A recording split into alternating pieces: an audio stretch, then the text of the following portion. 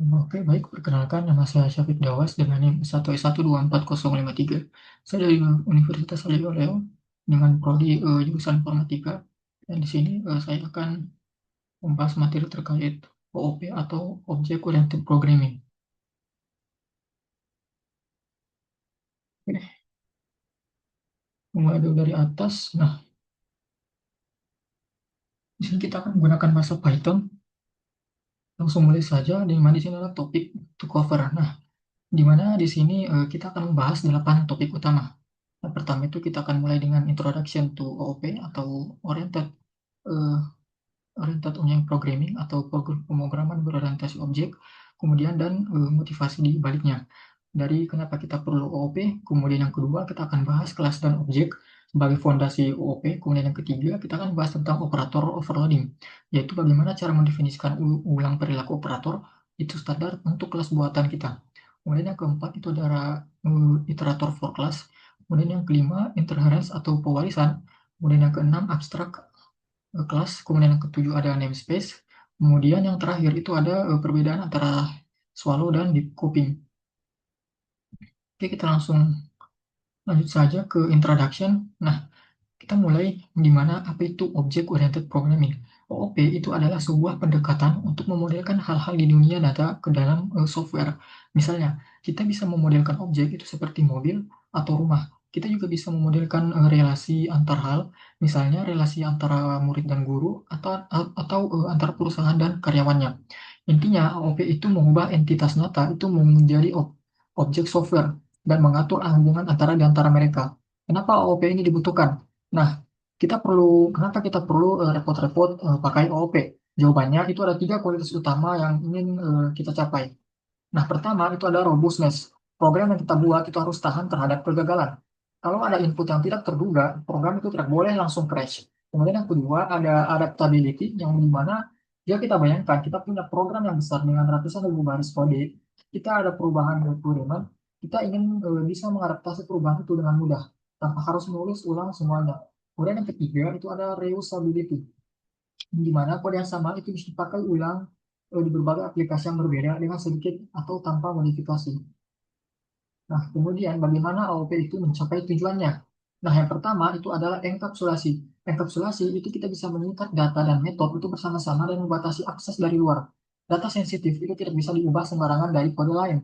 Ini seperti kapsul obat, di mana isinya itu terlindungi dari luar. Kemudian yang kedua itu ada modularity melalui interference. Komponen software yang berbeda itu dibagi ke dalam unit-unit fungsional yang terpisah. Interference itu memungkinkan sebuah kelas baru itu mewarisi sifat dari kelas yang sudah ada, sehingga kita tidak perlu menulis ulang kode yang sama. Kemudian yang ketiga itu ada abstraksi melalui abstrak kelas. Nah, abstraksi itu memberikan interface yang sederhana dan intuitif kepada pengguna sambil menyembunyikan detail implementasi di baliknya. Bayangkan ketika kita menggunakan fungsi P di Python, kita tidak perlu tahu cara kerjanya di dalam. Kita cukup memanggil dan menggunakannya. Oke, kemudian kita lanjut ke software development. Nah, sebelum kita masuk ke codingnya, penting untuk memahami siklus pengembangan software secara umum. Ada tiga tahap utama. Yang pertama itu adalah desain. Nah, sebelum kita menulis satu baris kode pun, kita harus merancang suatu program apa saja kelas yang dibutuhkan. Apa hubungan antara kelas-kelas tersebut, untuk apa yang diperlukan, sampai tahap desain yang buruk, yang dimana akan menyebabkan masalah besar di tahap berikutnya. Kemudian ada implementasi, disinilah kita akan menulis kode berdasarkan desain yang sudah kita buat. Dalam OP, dalam OP dengan Python, ini berarti mendefinisikan kelas-kelas, kemudian metode-metode dan logika pemrograman. Kemudian yang ketiga ada testing dan debugging. Ada dua pendekatan pengujian. Pertama, dalam testing menggunakan teknik stubing, kita uji dari level atas dulu. Lalu mengisi implementasi detail secara bertahap. Kemudian ada bottom up testing menggunakan unit testing, di mana setiap komponen kecil itu diuji secara terpisah sebelum digabungkan. Untuk debugging itu kita bisa menggunakan breakpoint atau print statement sederhana. Nah, di sini ini kita bisa melihat satu pola kode yang sangat penting dan sering digunakan, yaitu if, kemudian underscore dua kali name, kemudian tanda skor dua kali lagi, kemudian sama dengan itu main, di mana kode yang dibungkus dalam kondisi ini itu akan dieksekusi ketika hanya file dijalankan langsung, bukan ketika diimpor sebagai modul oleh program lain. Ini sangat berguna itu untuk menulis test code di dalam file yang sama itu tanpa mengganggu ketika file tersebut diimpor. Oke, kemudian kita lanjut ke kelas definisi. Nah, sebuah kelas itu adalah sarana utama untuk abstraksi dalam OOP. Setiap kelas itu terdiri dari dua komponen. Yang pertama itu adalah method atau member function, yang dimana fungsi-fungsi ini yang mendefinisikan perilaku dari kelas tersebut. Kemudian yang kedua itu ada atribut, yang dimana data members, fields, atau instance variable yang menyimpan data dari kelas. Sebuah kelas yang baik itu harus memenuhi tiga hal. Pertama itu enkapsulasi, yang dimana data members itu bersifat non-public, kemudian tidak bisa diakses sembarangan dari luar. Kemudian yang kedua itu error checking, kelas itu harus memvalidasi input dan menangani kondisi error dengan baik. Kemudian yang ketiga itu ada kode untuk testing metode-metode di dalam kelas tersebut. Kemudian kita lanjut ke kelas dan objek. Nah, mari kita bedakan antara kelas dan objek, di mana kelas itu adalah blueprint atau cetak biru untuk membuat objek. Nah, bayangkan kelas itu seperti cetakan kue. Dari satu cetakan yang sama, kita bisa membuat banyak kue dengan bentuk yang sama. Objek itu adalah kue yang sudah jadi, yang dimana hasil nyata dari kelas tersebut. Kemudian kelas itu mengikat data dan metode bersama-sama dalam satu wadah. Constructor atau unit itu adalah metode khusus yang dipanggil secara otomatis ketika sebuah objek itu dibuat atau inisiasi.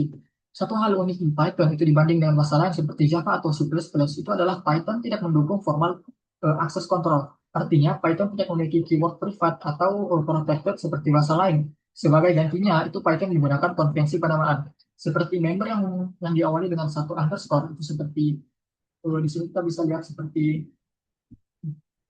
underscore name. Nah, di mana itu berarti protected, sebaiknya tidak bisa diakses dari luar, tapi masih bisa.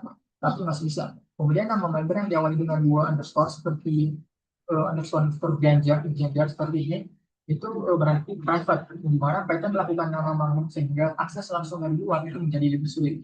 Tapi tetap bisa diakses dengan cara tertentu. Sekarang kita praktik, di mana kita akan mengetik dari model pertama ini.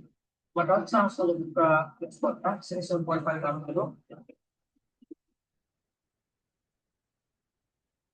Kita search sebagai yang pertama kali. Kemudian untuk formatnya adalah non baby. Oke, kemudian kita tulis secara bertahap. Kita tulis kelas person. Oke, kemudian ada D, kemudian export lagi, D, kemudian kita gunakan cell untuk parameter yang nanti juga pada name mana nilai default dan itu adalah nol.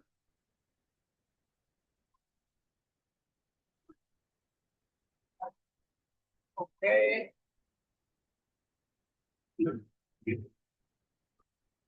nah kita bisa tulis age bisa dengan non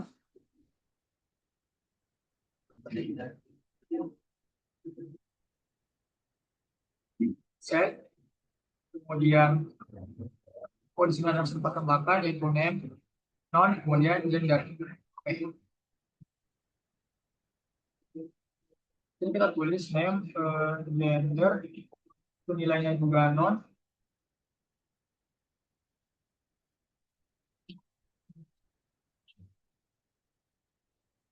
Kemudian S-nya juga non. Oke.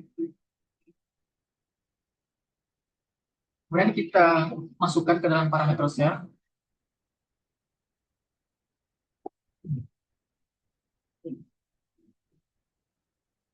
Oke.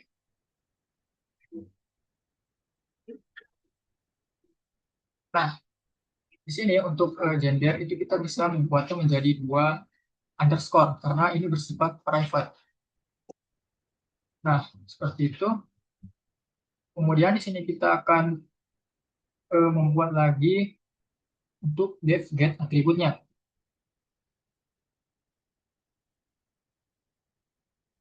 Def get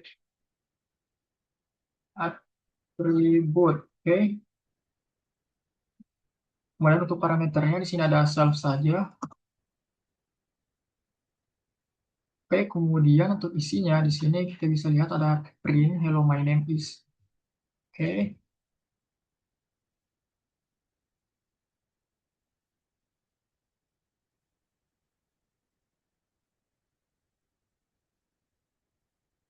Oke, kalau my name, oke, kemudian kita print lagi, oke, kemudian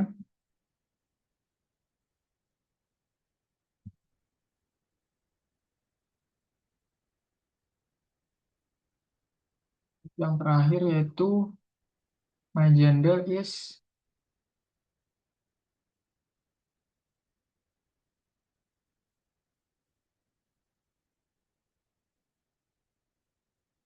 oke,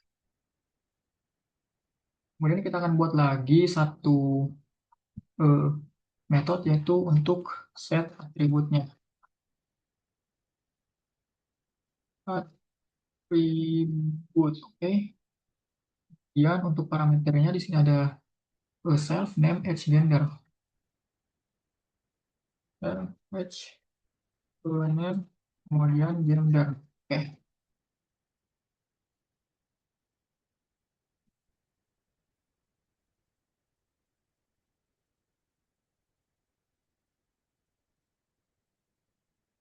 self.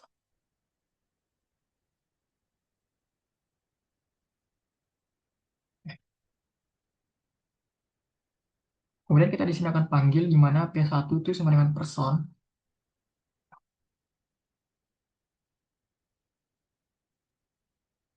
Kemudian untuk isinya yaitu John 36 Mel.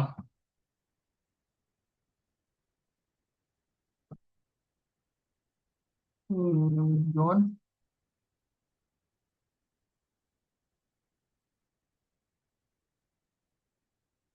kemudian Mel, kemudian untuk umurnya itu 36 ya. Oke, kemudian di sini kita bisa langsung panggil P1 untuk kita ambil get atributnya. Oke, kemudian kita set atribut P1. Oke, kemudian di sini ada Harry 25, kemudian Mel.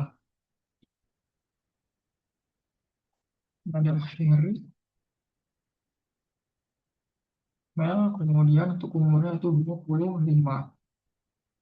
Oke, kemudian kita get lagi.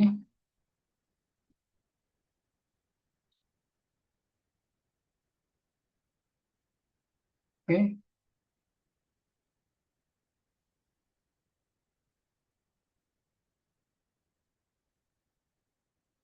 nah di sini kita bisa juga kita lanjut ke sini P2 untuk gender.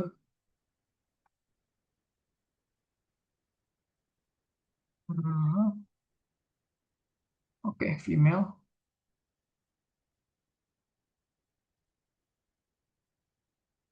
Nah, kemudian P2 untuk name, mana namanya itu Sally.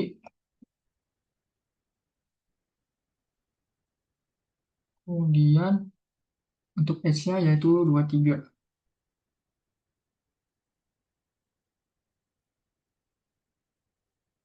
Oke, oke.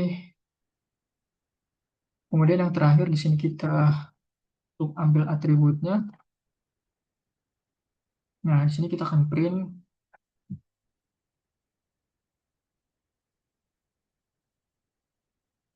gender of P2 is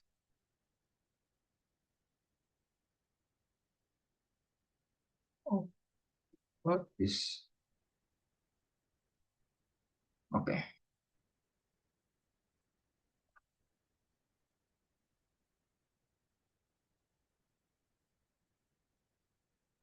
Nah,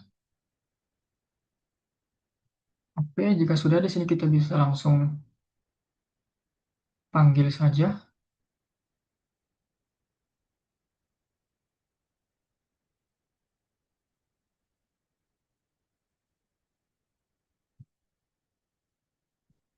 Di sini saya lupa deklarasi P2, nah di sini P2 dengan person. Oke.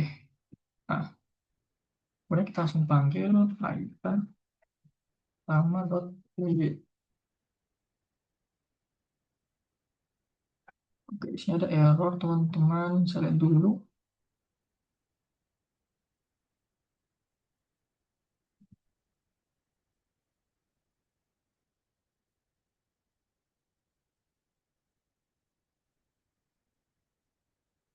Ini kita disuruh untuk menggunakan tanda plus. Oke, kita ulang lagi.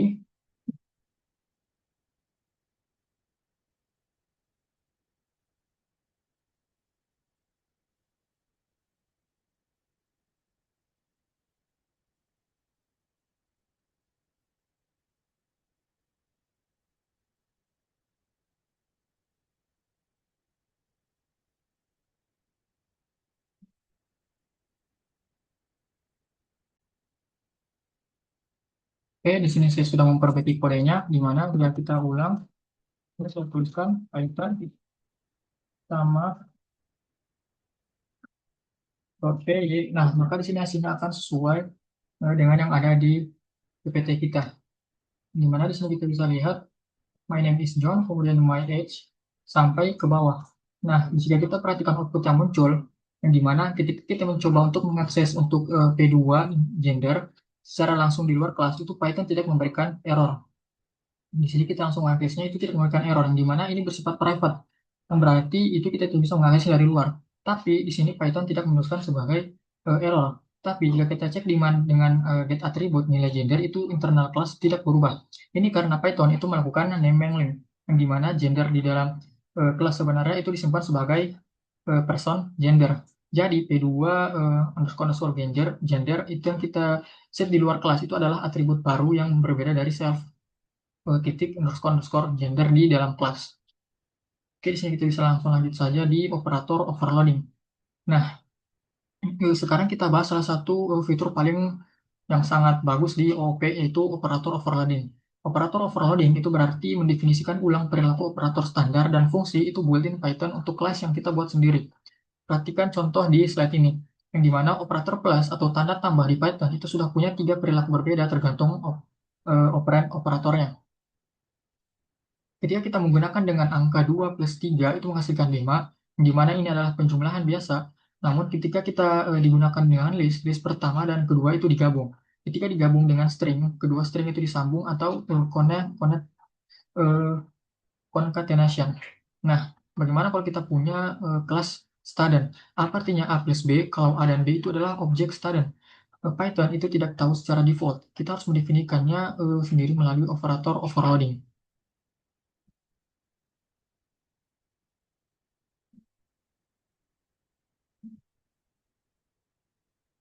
Nah, di sini Python itu menyediakan cara standar untuk melakukan operator overloading, yaitu melalui spesialisasi named method atau dunder method, yang dimana metode ini dengan nama yang diawali dengan diakhiri dengan dua underscore. Contohnya, untuk mendefinisikan perilaku operator plus pada kelas kita, kita implementasikan metode bernama underscore underscore add, kemudian diakhiri lagi dengan dua underscore.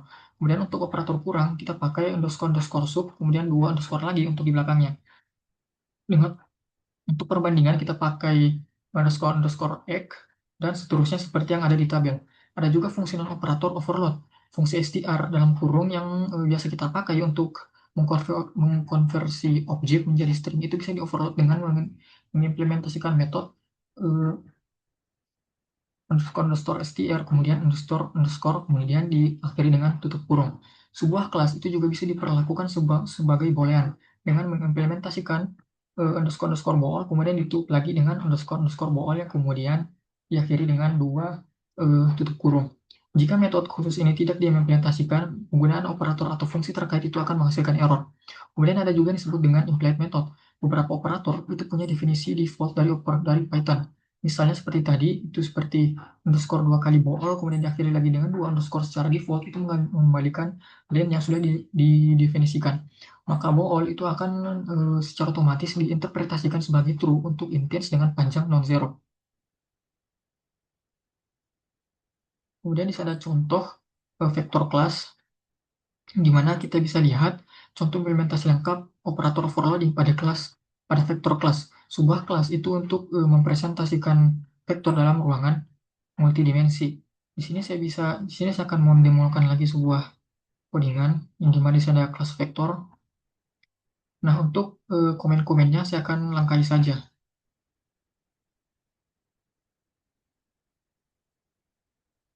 Oke, kita bisa langsung buat lagi untuk file barunya.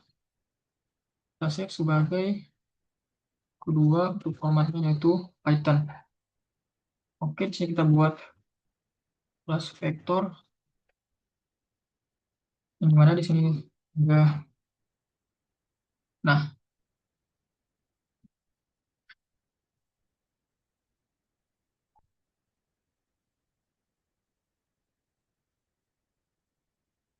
oke, di sini ya untuk meternya untuk self dan d. Oke, untuk self titik.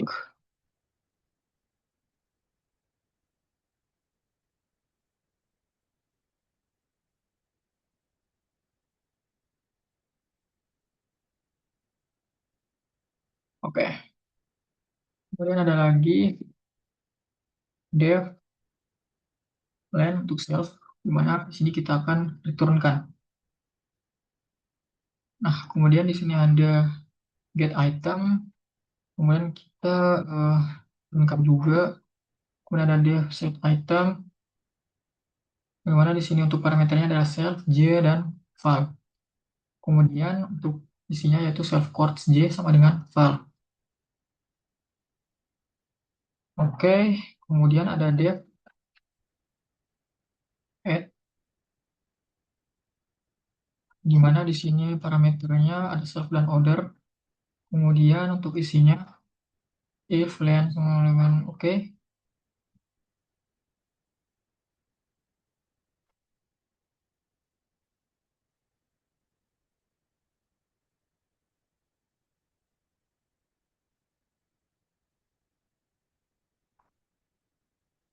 Oke, kemudian ada lagi untuk perbandingan self order.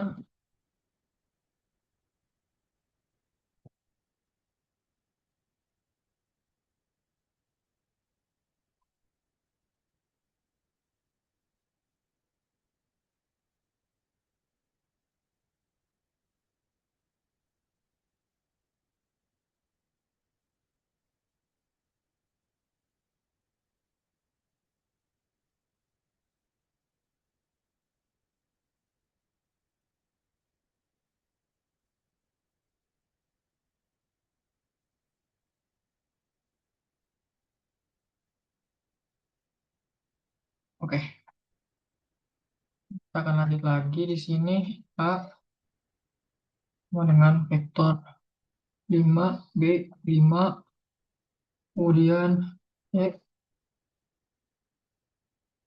vektor 5, kemudian untuk D itu vektor 0. Oke,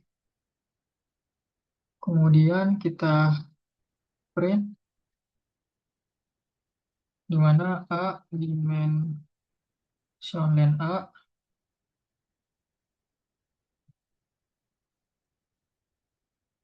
kemudian untuk B, kemudian untuk eh,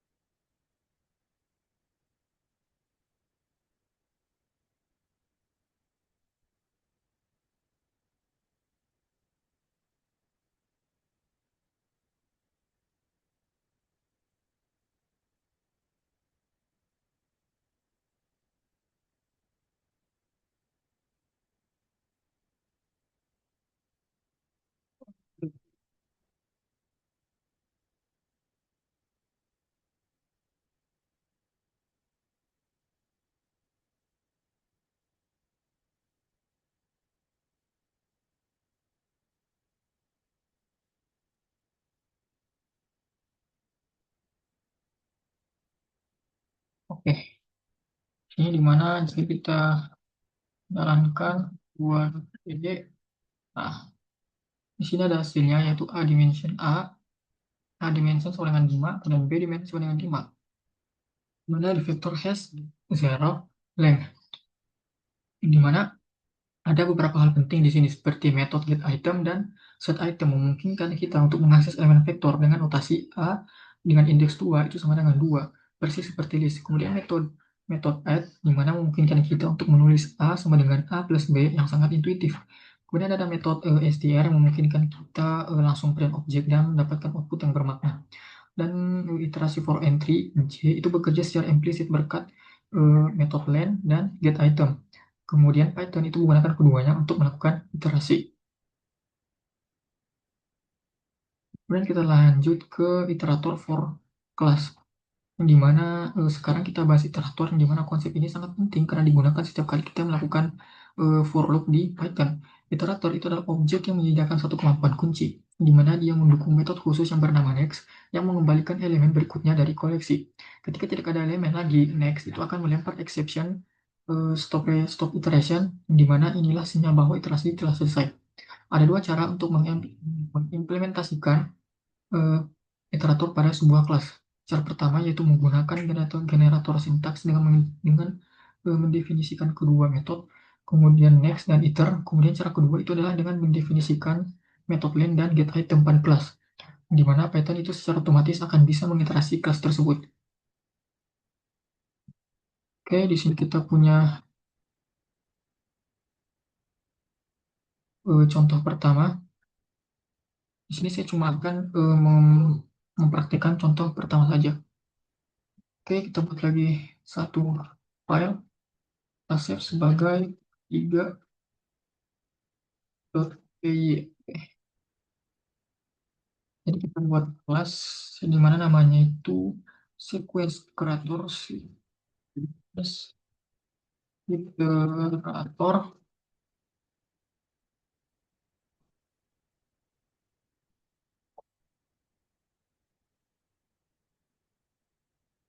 untuk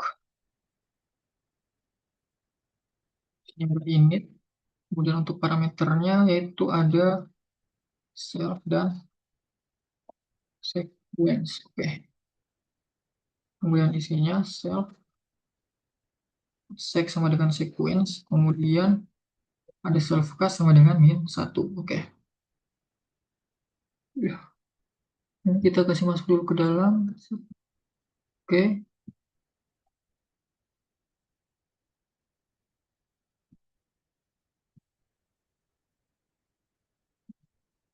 Di sini ada self k itu, kemudian if,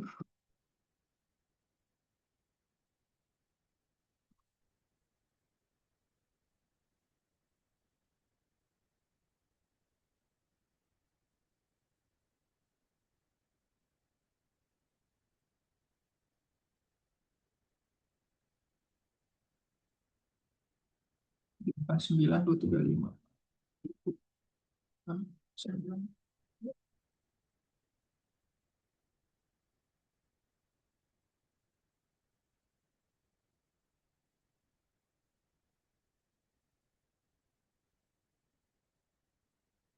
Oke, dimana di sini ketika saya jalankan, nah hasilnya akan seperti ini. Yang dimana ada hal yang perlu kita perhatikan di sini. Yang pertama, untuk metode iter itu mengembalikan sel. Karena sesuai dengan konvensi Python, sebuah iterator itu harus mengembalikan dirinya sendiri sebagai iterator. Ini yang memungkinkan objek itu kita digunakan dalam for loop. Inisialisasi self underscore k itu dengan min 1 adalah trik yang elegan ketika kita membuat metode next pertama kali dipanggil. Ia akan langsung increment menjadi 0 tepat di indeks pertama. Oke, kemudian kita langsung lanjut saja ke materi selanjutnya yaitu interference atau pewarisan. Cara paling alami untuk mengorganisasi komponen-komponen dalam sebuah software itu adalah secara hierarki. Fungsi-fungsi abstrak yang serupa itu dikelompokkan bersama secara bertingkat. Semakin ke atas hierarki itu semakin umum atau general. Semakin ke bawah itu semakin spesifik. Contoh yang ada di slide ini itu adalah hierarki bangunan. Di paling atas ada building, Kemudian ada ini paling general, kemudian di bawahnya ada tiga jenis apartemen, house, dan commercial building. Di mana apartemen kemudian punya turunan low rise apartemen dan high rise apartemen. House itu punya turunan two story house dan range, dan seterusnya semakin spesifik ke bawah. Interhenge itu memungkinkan kita mendefinisikan kelas baru yang disebut subkelas atau child class berdasarkan kelas yang sudah ada, yang disebut base class atau parent class atau superclass. Subkelas ini bisa melakukan dua hal. Pertama, spesialis yang mengkhususkan perilaku yang sudah ada dengan memberikan implementasi baru yang override metode yang ada. Kemudian yang kedua ada extend, yang dimana memperluas superclass dengan menyediakan metode-metode baru yang sama sekali belum ada di parentnya. Kemudian di sini ada hierarchy abstraction Python, di mana Python sendiri itu menggunakan interference secara ekstensif. Salah satu contoh terbaiknya itu adalah hierarchy exception type, yang dimana di paling atas itu ada base exception, yang dimana parent dari semua exception. Di bawahnya itu ada exception yang menjadi parent dari hampir semua exception yang kita hadapi sehari-hari, plus system exit dari, dan keyboard interupsi. Di bawah exception ada value error, kemudian ada lookup error, dan arithmetic error.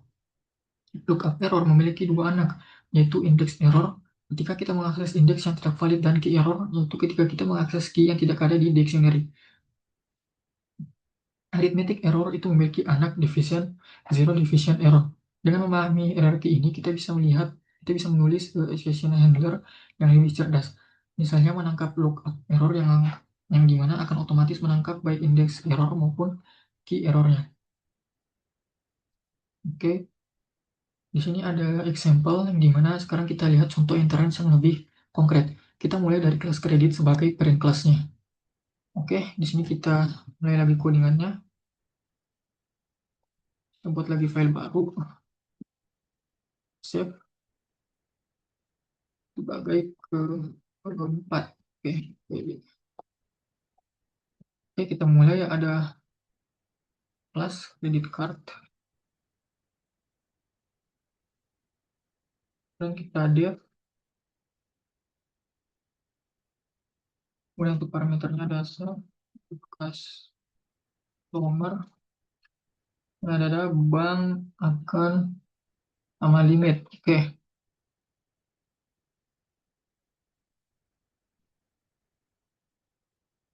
oke, customer.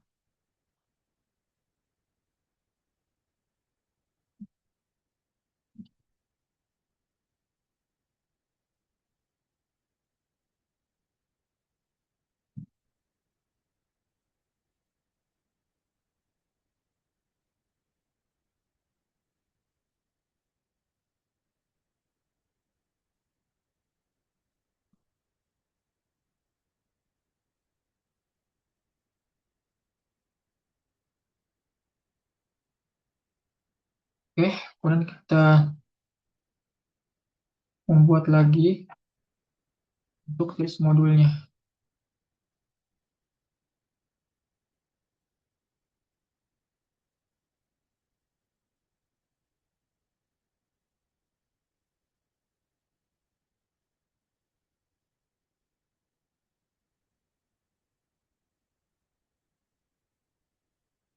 Oke, jika kita panggil keempat.py,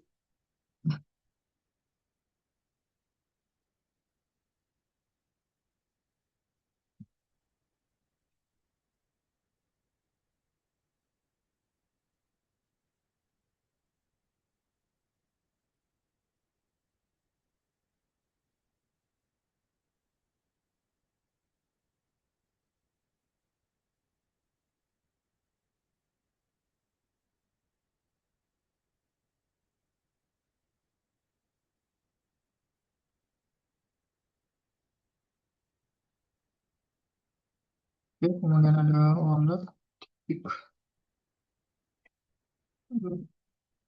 pen, record.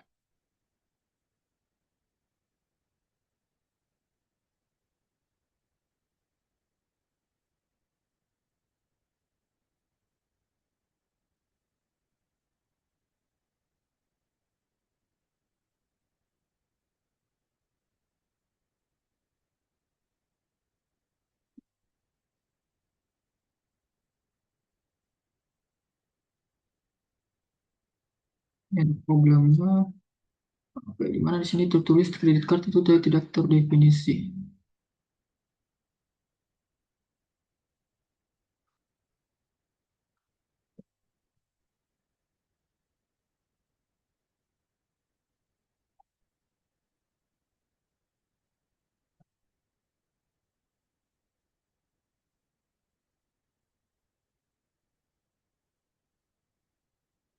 Oke,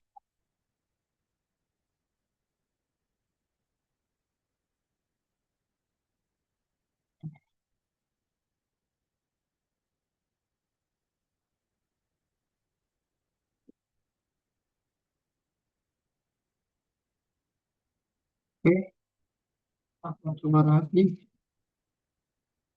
Oke, di sini ada outputnya di mana ini sesuai dengan apa yang ada di sini. Oke, nah, di mana dari kode ini sekarang kita bisa lihat bagaimana membuat child class dari superclassnya.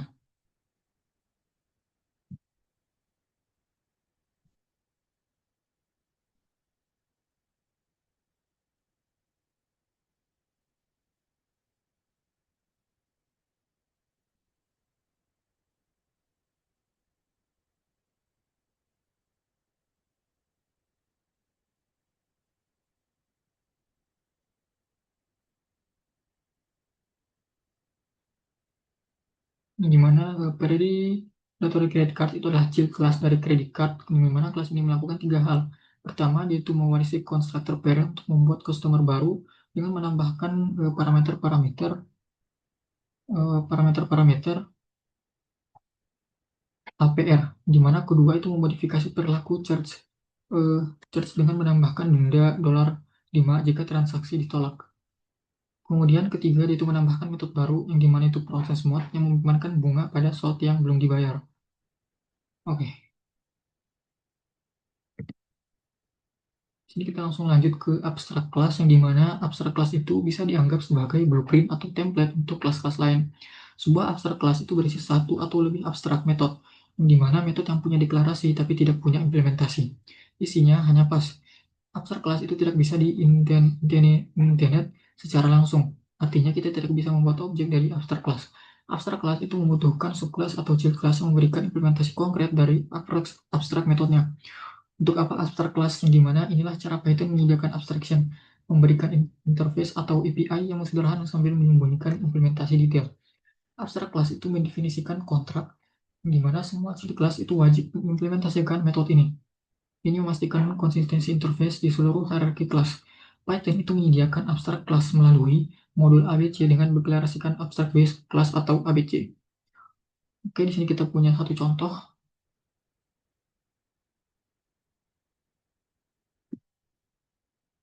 Di sini kita akan mendemokannya.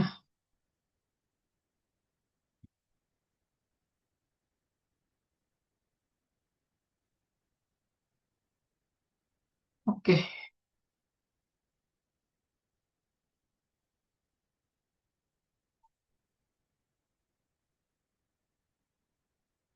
oke, kita import from ABC, kita import ABC abstrak method. Oke, kita buat kelas animal, kemudian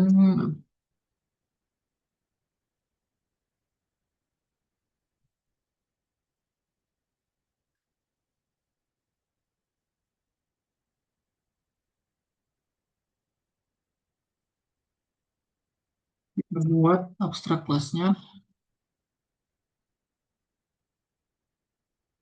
kemudian untuk def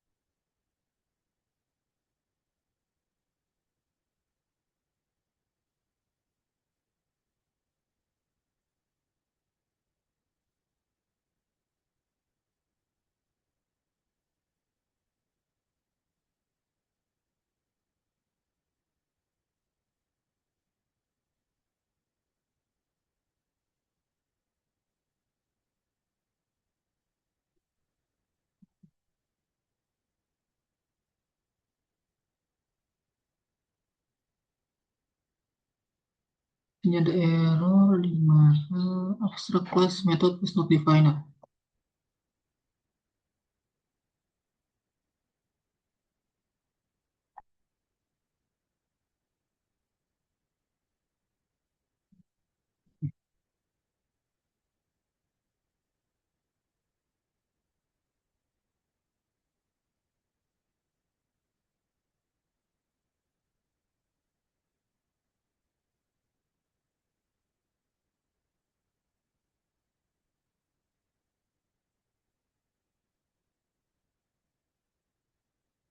Oke, kalau kita lanjut lagi,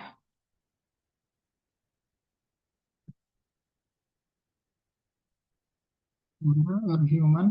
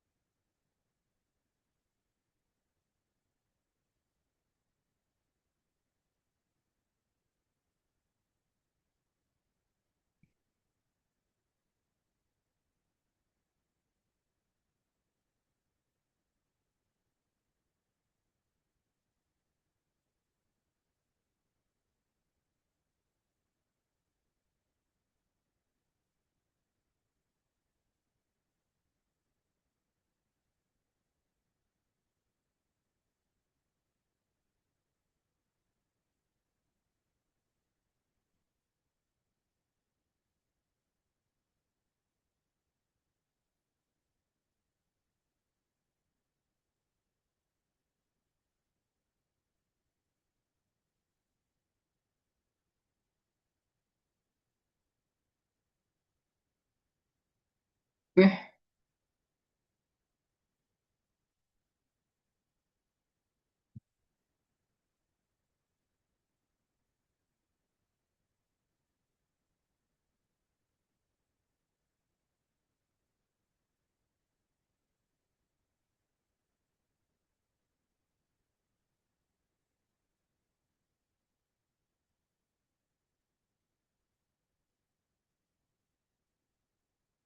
ini ada problem. Kita tes dulu. 5.py. Oke, di sini kita hanya abstract method itu tidak terdefinisi.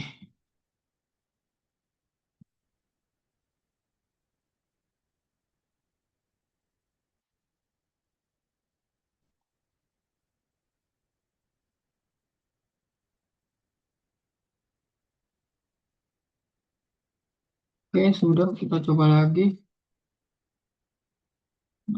Ini akan muncul outputnya akan walk and run, kemudian akan crawl, kemudian akan bark and run. Di sini saya lupa hapus. Kemudian yang terakhir untuk layan akan roar and run. Ini kita hapus saja. Oke,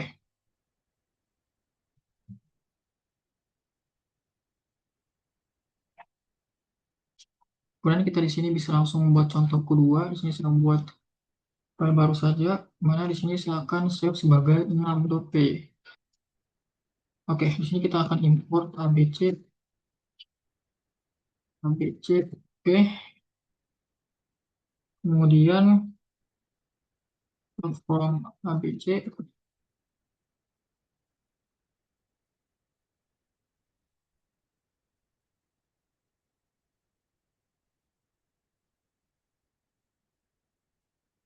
Oke, from abc. Di sini kita import abc. Kemudian untuk abstrak metodenya. Nah, di sini kita buat kelas abs, abstrak kelas sampel. Oke, abstrak method do something. Sini kita buat menjadi ini tadi siap. Nah, parameternya itu self dan value.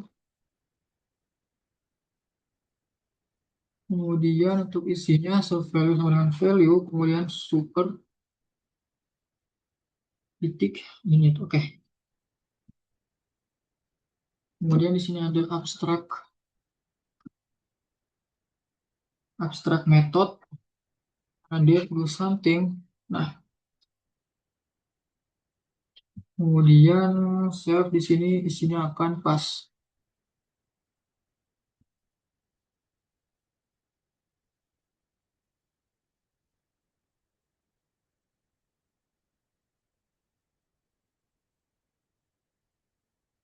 Oke, lalu di sini kita buat lagi kelas baru, do add 42. Oke.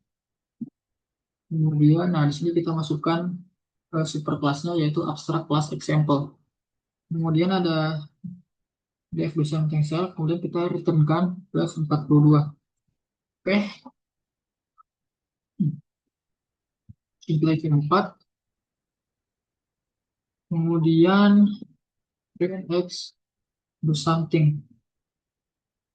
Oke, jadi kita jalankan yang 6.py.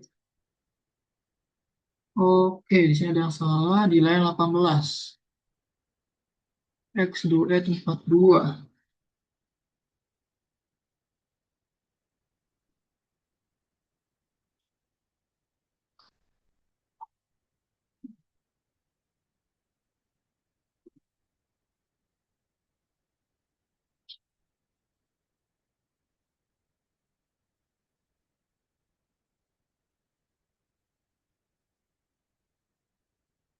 Oke,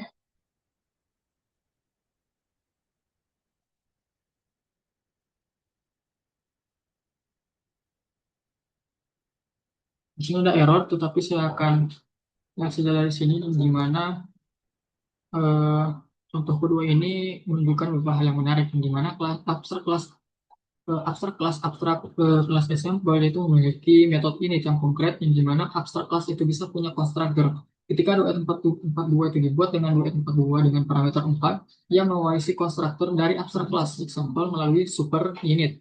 Kemudian super init X kemudian mengimplementasikan do something sesuai kebutuhannya sendiri. Dekorator add abstract method, di mana ini adalah yang mewajibkan semua child class untuk mengimplementasikan metode tersebut. Oke, kemudian kita lanjut ke namespace object dan orientasi. Kita kembali dulu ke atas tadi. Oke, nah di sini kita lihat. Nah, di sini konsep namespace itu sangat penting untuk memahami bagaimana Python itu mengelola nama-nama dalam program objek. Kemudian, kelas namespace itu mencakup semua deklarasi yang dibuat langsung di dalam body, definisi kelas. Bayangkan namespace itu sebuah kamus atau dictionary yang memetakan nama ke objek. Perhatikan diagram di slide, di mana ada tiga namespace yang berbeda. Pertama, ada class namespace dari predikat, yang di mana ini berisi semua metode yang didefinisikannya. Kemudian di dalamnya ada metode init, get customer, get bank, kemudian get akun, make payment, get balance, get limit, dan charge. Kedua, plus namespace ini dari predatory credit card, di mana dia ini berisi hanya metode yang didefinisikan dari shield class-nya, yaitu init, process mode, dan charge yang di override. Kemudian yang ketiga ada intents, yang di mana namespace dari sebuah objek predatory credit card, yang di mana dia berisi data spesifik dari intents itu, yaitu customer berisi John Bowen, kemudian bank berisi California Savings, kemudian akun berisi nomor kartu, kemudian ada balance berisi angka, kemudian limit itu berisi 2.500 dan APR itu berisi 0,0825. Nah, ketika kita memakai sebuah metode atau mengakses sebuah atribut pada objek, Python itu melakukan pencarian secara berurutan. Pertama di instance namespace, kemudian di parent class dan space, inilah apa metode yang di-override di child class itu akan dipanggil duluan. Oke, kemudian kita masuk ke Shallow dan Infobit. Nah, topik terakhir yang kita bahas hari ini itu adalah cara mencari data di Python. Ada tiga metode yang perlu kita pahami. Pertama itu aliases, shallow copy, dan decoding. Yang pertama itu adalah aliases atau aliasing, di mana dia kita perhatikan di diagram yang ada di slide. Tapi kita menulis file bersama dengan Langston. Nah, kita itu sudah membuat salinan baru dan belakang. Kita hanya membuat nama baru, kita merujuk ke lokasi metode yang sama. Dan yang kedua itu variabel penelitian. dan one-to-one menuju list yang persis sama. Konsekuensinya kita mengubah perubahan kita langsung terlihat di one-to-one. Nah, keduanya adalah salah satu list yang sama di memori. Kemudian kita lanjut ke sini, di mana yang kedua itu adalah solo copy. Di mana kita buat solo copy dengan cara yaitu sama dengan list dalam kurung master. Sekarang kita punya dua list yang berbeda di memori. Kita bisa menambahkan satu atau menghapus elemen dari dulu tanpa mempengaruhi part store. Dan sebaliknya tidak, tapi akan digunakan meskipun bisa berbeda dengan elemen di dalam dan itu masih merupakan alias dari objek yang sama. Dalam contoh ini, dalam dengan index node dan one dengan index node itu masih menuju ke objek color yang sama di memori. Jadi, jika kita mengubah properti dari objek color tersebut, misalnya mengubah nilai net, di mana perubahan itu akan terlihat di kedua sisi, di mana ini disebut dengan indirect relation. Baik, kemudian kita masuk ke copy. Oke.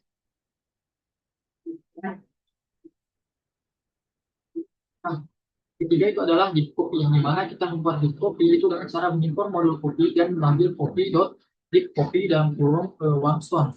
Di copy itu benar-benar membuat salinan yang sepenuhnya independen, bukan hanya listnya yang baru, tapi setiap objek yang direferensikan di dalamnya juga disalinkan, juga disalin ke lokasi memori baru. Hasilnya di mana kedua copy itu bisa dimodifikasi secara sepenuhnya independen tanpa saling mempengaruhi. Tidak ada aliasing sama sekali, baik langsung maupun tidak langsung. Nah, kapan kita harus menggunakannya? Aliasing itu berguna ketika kita memang ingin bekerja dengan data yang sama. Kemudian ada shallow copy, yaitu berguna ketika kita hanya butuh list kontainer yang berbeda, tapi tidak masalah jika elemen-elemennya itu berbagi inferensi. Kemudian ada deep copy yang diperlukan ketika kita butuh dua salinan yang benar-benar independen dan tidak ingin ada perubahan yang bocor dari satu copy ke copy lain. Oke, di sini ada summary. Kita sudah menyelesaikan seluruh materi lecture 2 tentang objek oriented programming dengan Python. Mari kita lihat semua yang kita pelajari dan praktikkan hari ini. Yang pertama, kita memahami apa itu Python dan mengapa dibutuhkan untuk mencapai robustness, adaptability, dan reusability melalui enkapsulasi, modularity, dan abstraksi. Kemudian yang kedua, kita juga belajar membuat kelas dan objek, termasuk constructor ide, konvensi protected, dan perintah member, serta perbedaan kelas dan objek.